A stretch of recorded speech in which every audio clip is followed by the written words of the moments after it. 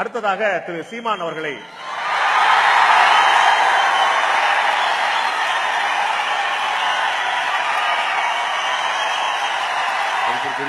எங்கள் அண்ணன் பாண்டியராஜன் அவர்கள் பேசுகிற போது, இதுவரை தமிழ்நாட்டில் அம்மா உப்பு, அம்மா உரம், அம்மா உணவகம்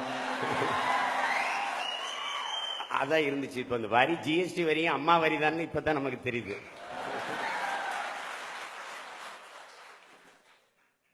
இந்த வரி விதிப்புக்கு பேரு சரக்கு மற்றும் சேவை வரி. சரக்குக்கு மட்டும் இல்லை வரி.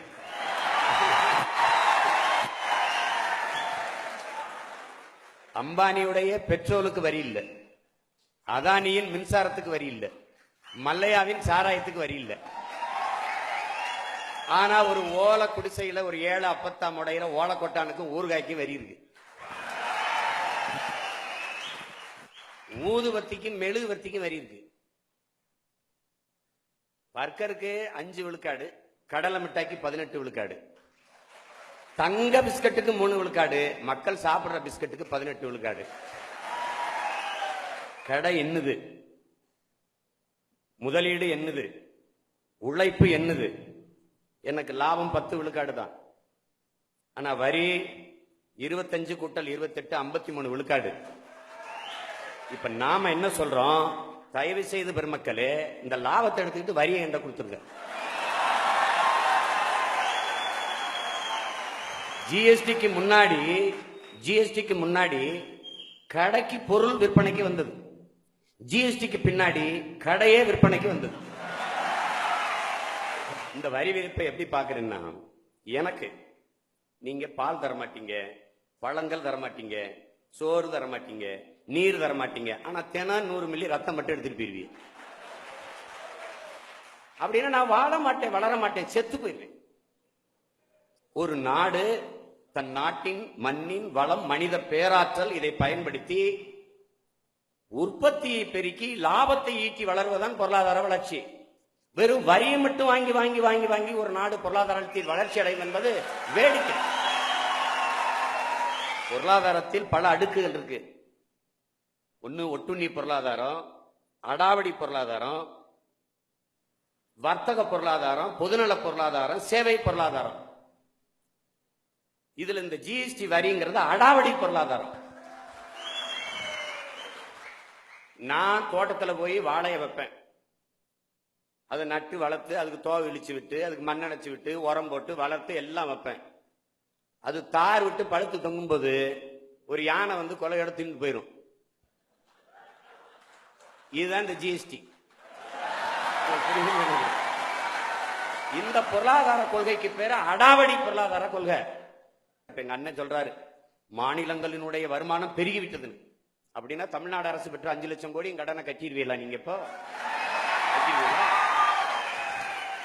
இது ஒவ்வொரு மாநிலங்களினுடைய பொருளியல் தன்னாட்சியின் மீது தொடுக்கப்பட்ட போர். அதை நல்லா விளங்கணும். நம் நாடு ஏற்றுக்கொண்டிருக்கிற பொருளாதார கொள்கை தனியார் மய, தாராளமய, உலகமய பொருளாதார கொள்கை, சந்தை பொருளாதார கொள்கை. சந்தை பொருளாதாரத்தை ஏற்றுக்கொண்டிருக்கிற எந்த நாடும் வாழாது, வளராது. இது சத்தியம், எழுதி வச்சுக்கணும். ஜிஎஸ்டி பத்தி பேசினால 2 சந்தேகம் தான். ஒண்ணு, வரியே இதற்கு முன்னால் இருந்தது இல்லையா, இப்பதான் வரி விதிக்கிறாங்களா? ஒண்ணு. ரெண்டாவது ஜிஎஸ்டி வந்த பிறகு எந்தெந்த பொருளுக்கெல்லாம் வரி கூடிருச்சுன்னு சொல்லுங்க. இதுக்கெல்லாம் வரி அதிகரிச்சுட்டாங்கன்னு சொல்லுங்க. வரியை குறைச்சிருக்காங்களா அதிகரிச்சிருக்காங்களா? ஒண்ணு இல்ல, நீங்க மெழுகுவர்த்தி, ஊதுவத்தி, ஓலக்கொட்டா, ஊறுகாய்க்கு வரி ஏற்றிருக்கீங்களா இல்லையா? முன்னாடி வரி இருந்ததா இல்லையா? நீங்க பாதிப்பு இல்லைன்னா நெசவாளர் எதுக்கு போராடிட்டு இருக்கான்? எதுக்கு திரைத்துறையை எதுக்கு இந்த கோவைனாவே மாவரைக்கிற எந்திரம் தான். எதுக்கு பல்லாயிரக்கணக்கான தொழிலாளர்கள் போராடிட்டு இருக்காங்க? நீங்களே என்ன சொல்லி வாங்க பேசிக்கலாம், தீர்த்துக்கலாம், மறுபடியும் சரி செஞ்சுக்கலாம். அப்ப பிரச்சனை இருக்குல்ல. நாம என்ன கேட்கிறோம், 5 விழுக்காடு ஜிஎஸ்டி விதிக்கிற கனடா, அது அந்த மாநிலங்களுக்கு முன்னுரிமை கொடுக்குது. என்ன சொல்றது, அந்த மாநில அரசுகள் 7 இருந்து 12 விழுக்காடு வரி விதிச்சுக்கலாம். இந்த 5 விழுக்காடு ஜிஎஸ்டி விதிக்கிற கனடா நாடு கல்வியையும் மருத்துவத்தையும் சரியாக, சமமாக, தரமாக, இலவசமாக கொடுக்குது. என் நாடு அதை தருமா? இந்த கேள்வி நான் என்ன கேட்கிறேன். இந்த வரியை நீங்க எடுத்துக்கிறீங்க, 28 எடுங்க, 30 கூட எடுத்துக்கிறீங்க. இது என்னவாக எனக்கு எந்த வடிவத்தில் திருப்பி வரும்? என்னவா வரும்? இந்த வரியை எடுத்துக்கிறங்க, சுங்க வரியவா தூக்குங்க. 50 கிலோமீட்டருக்கு 50 ரூபாய் கப்பம் கட்டி கடந்து வரோம்ல, அதையாவது அது முடியல. ஜிஎஸ்டிக்கு திருக்குறள்ல எதையுமே நம்ம பாட்டம் பாடாம போயிட்டாரோன்னு நினைச்சோம். பாடியிருக்கிறார், வேலோடு நின்றான் இடுவென்றது போலும் கோலோடு நின்றான் இரவு. இதுக்கு என்ன அர்த்தம்? நள்ளிரவுல சாமத்துல ஆயுதத்தை வச்சு மிரட்டி மக்கள்கிட்ட பணத்தை பறிக்கிற திருடன் செய்யற செயல் எவ்வளவு கொடுமையானதோ, அதுபோல நள்ளிரவில் சட்டம் இயற்றி மக்கள்கிட்ட அநியாயமா வரி விதிப்பதும் அதை போல கொடுமையானது. எல்லா நாடும் ஏன் நாட்டுல வந்து முதலீடு செய்து, ரஷ்யா வருது, கொரியா வருது, ஜப்பான் வருது. ஆனால் இது எந்த நாட்டிலேயாவது ஏன் நாடு முதலீடு செஞ்சிருக்கா? இல்ல. ஆனா ஏன் நாடு முதலீடு செஞ்சிருக்கு எங்க? சுவிஸ் வங்கியில.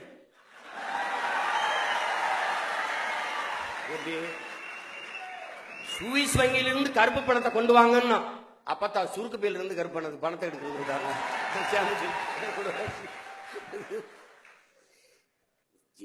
ஜிஎஸ்டி நாங்க என்ன வரியே வேணான்னு சொல்லல, வரியே வேணான்னு சொல்லல. எங்க அண்ணன் மதிப்பிற்குரிய என் அண்ணன் மகேந்திரன் அவர்கள் குறிப்பிட்டது போல காந்திய சுதேசி, காந்திய சுயராட்சியம், அதான் என்ன இருக்கோ அது, அதான் தற்சார்பு. இந்த தற்சார்பு பொருளாதார கொள்கையை வகித்த காந்தியினுடைய உதவியாளர் ஐயா ஜே.சி. குமரப்பா சொல்றாரு, வரி என்பது வளர்ந்து விட்ட மரத்தை வெட்டி கரியாக்குவது போல வரி இருக்க கூடாது. அப்ப எப்படி இருக்கணும்?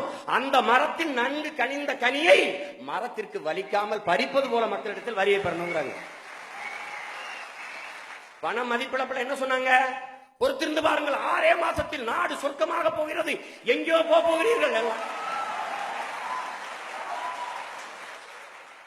கடைசியா வளரும் நாடுகள் பட்டியலில் இருந்தே நம்ம நாட்டை தூக்கிட்டான்.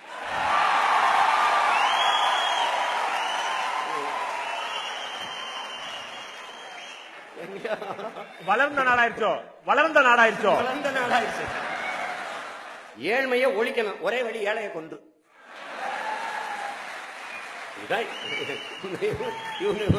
தத்துவ நிலைப்பாடு. இது கேட்கறதுக்கு ரொம்ப உணர்ச்சி பூர்வமா இருக்குது, கேட்கறதுக்கு மாற்று கருத்து இல்லை. என்னுடைய கேள்வி, எந்த பொருட்கள்லாம் அடித்தட்டு மக்கள் சாமானிய மக்கள் பயன்படுத்தி கொண்டிருந்த எந்த பொருட்களுடைய வரி உயர்த்தப்பட்டிருக்குன்னு சொல்லணுமா இல்லையா? எல்லாத்துக்கும் நீங்க இங்க பாருங்க, அத்தியாவசிய பொருளுக்கு வரி இல்லைங்கிறீங்க, ஆனால் மூலப்பொருளுக்கு தான் வரி விதிச்சிருக்கோம் அப்படிங்கிறீங்க. மூலப்பொருளை கொண்டு உற்பத்தி செய்யப்படுற அத்தியாவசிய பொருளின் விலை ஏறுமா யாராவது? அதான் கேள்வி. நீங்க மூலப்பொருளுக்கு தான் அத்தியாவசிய பொருளுக்கு நீங்க இருங்க, எதுவுமே பிராண்டட் பாக்கெட்ல வந்தா விலைங்கிறீங்க. அரிசி 1 கிலோ பாக்கெட், பருப்பு 1 கிலோ பாக்கெட், பால் பாக்கெட்ல வருது, அப்புறம் என்ன மைதா பாக்கெட்ல வருது, ரவா பாக்கெட்ல வருது, எல்லாமே பாக்கெட்ல தானே வருது பிராண்டட். அப்ப அதுக்கு வரி இருக்கா இல்லையா? அத்தியாவசிய பொருளுக்கு வரி இல்லைன்னா, அத்தியாவசிய பொருளுக்கு நீங்க வரி விதித்தால் நீங்க வரி இல்லைன்னு சொல்றதுக்கு பெருமைப்படக்கூடாது, சிறுமைப்படணும். கல்வி மருத்துவத்துக்கு வரி இல்ல, சேவை, ஆமா சேவை. யாருக்கிட்ட இருக்கு கல்வி மருத்துவமும்? அதான கேள்வி. எல்லாம் தனியார் மயம், தாராள மயம்னா அரசின் வேலை என்ன? கல்வி தனியார் மயம், தண்ணீர் தனியார் மயம், சாலை தனியார் மயம், போக்குவரத்து தனியார் மயம், மருத்துவம் தனியார் மயம். அரசின் வேலை என்ன? கமிஷன் வாங்கிட்டு கையெழுத்து போடுறதா? என்ன வேலை?